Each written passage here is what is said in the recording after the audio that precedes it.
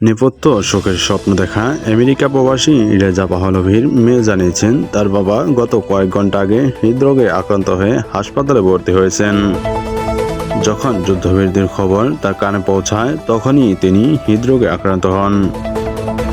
আজকে ইরানের বিরুদ্ধে ইসরায়েল ও মার্কিন যুক্তরাষ্ট্রের যে আগ্রাসন তার পিছনে রয়েছে রেজা পাহলভী। যে নিষ্ঠুর হত্যা হলো তার পিছনে তিনি আছেন। ইরানের শাসন ব্যবস্থাকে বদলে দিয়ে আবার সেই পাহলভী শাসনে ফিরিয়ে নেওয়ার আলিক স্বপ্ন দেখছেন এই পাহলভী রাজপুত্র। কিন্তু সে স্বপ্ন ঘুরে বালি। ইরানের মানুষকে হত্যা করে এ দেশের মাটিতে তাদের ঠাঁই হবে না, সে কথা ইরানি জাতির আজকের ছবি বলে দেয়।